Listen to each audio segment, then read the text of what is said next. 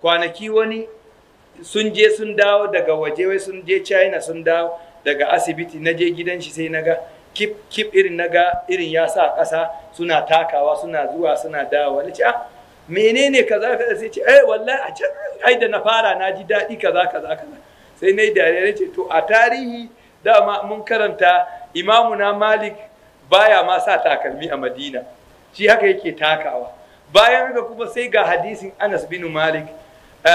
Anas bin Malik ya ce kana Rasulullahi sallallahu alaihi wa sallam ya amuruna an nahtafiya ahyanan. Yace annabi sallallahu alaihi wa sallam wani lokaci yana umurtan mu cire takalmi mu taka kafa haka kawai.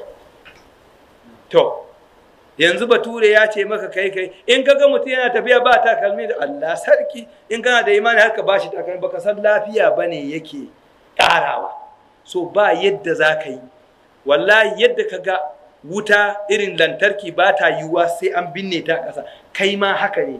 So dole ka samu lokacin da za ka dinga cire takalmi kana takawa a ƙasa wanda take shine zai dinga, akwai abubuwa da yawa da yake wato yake cirewa a cikin system ɗinka, kuma wallahi yana ƙara recharging system ɗinka, yana ƙara alkalining system ɗinka.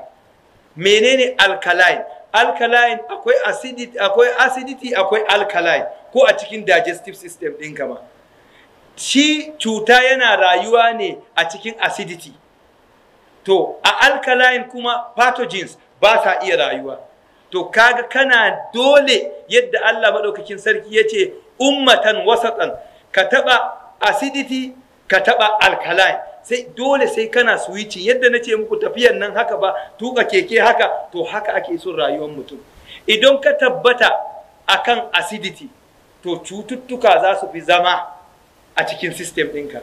Idan ka tabbata akan alkaline kawai, to za ka yi dealing da abubuwa su kuma irin su constipation ɗin nan. Dole mutum zai samu constipation, kuma shi ma zai iya leading to wani ciwo daban, saboda alkaline shi yana toshe dukkan wani abu na acid, yana rage wa cikinka acid ne gaba ɗaya. To kaga dole fa mutum ya dinga balansi. To wannan ƙasan da kake gani da ruwan nan, kaga mun samu abu biyu, to dole ku gyara alaƙinmu tsakaninmu da ƙasa. Ba ƙaramin wato ɓata muke ciki ba, kuma daga wurin shine za mu fara gyarawa.